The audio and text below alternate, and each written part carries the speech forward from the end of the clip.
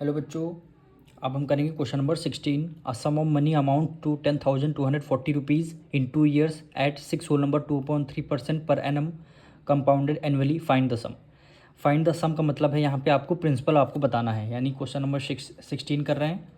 आपको find the sum का मतलब आपको प्रिंसिपल बताना है। प्रिंसिपल बताना है तो हम इसको एक्स लेट कर लेते हैं और हमें अमाउंट गिवन है, यानी अमाउंट गिवन है कितना, 10,240 रुपीज़ अमाउंट गिवन है।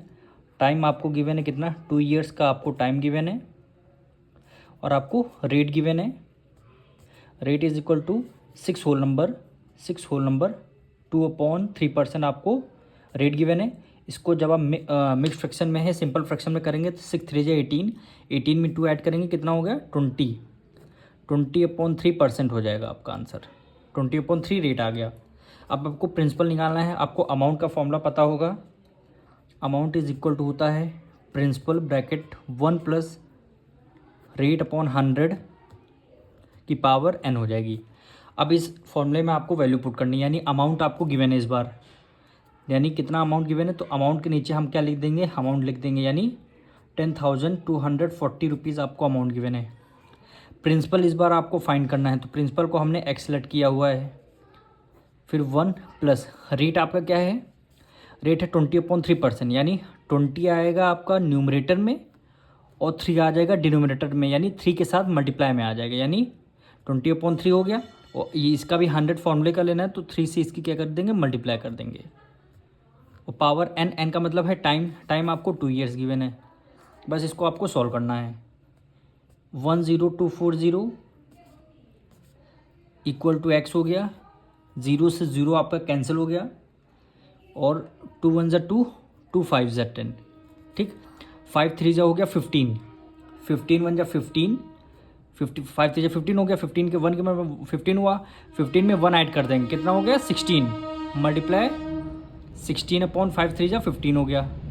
पावर 2 है तो इसको 16/15 करना पड़ेगा, 2 टाइम्स करना, क्योंकि पावर 2 है ना, 2 टाइम्स करना पड़ेगा।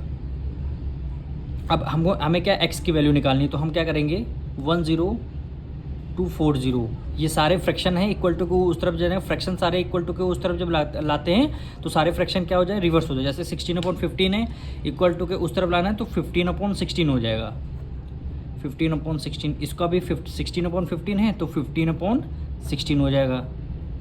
फिर बचेगा क्या, आपका x बचेगा। अब देखिए एक और रीज़न है, 15 इधर डिवाइड में, इक्वल टू को उस तरफ हमने मल्टीप्लाई में है। अब 16 था मल्टीप्लाई में, इक्वल टू के उस तरफ डिवाइड हुई, चाहे वैसे समझ लीजिए चाहे रिवर्स समझ लीजिए।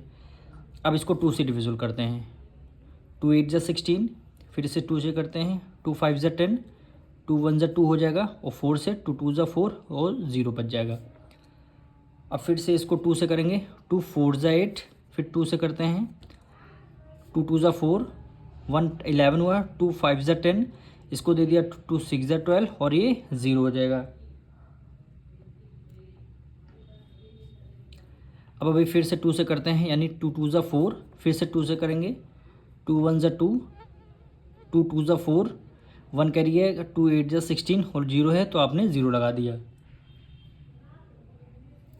अब अभी फिर से 2 से करते हैं, 2 1 ज़ा 2, 2 6 ज़ा 12, ठीक है, 2 4 ज़ा 8 और ये 0 हो गया।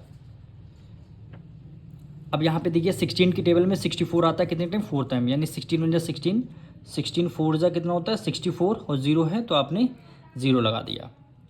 अब देखिए न्यूमरेटर में हमारा केवल ये 40 बच रहा है, ये 15 बचेगा और ये 15 बचेगा और डिनोमिनेटर की सारी वैल्यू ख़त्म हो गई।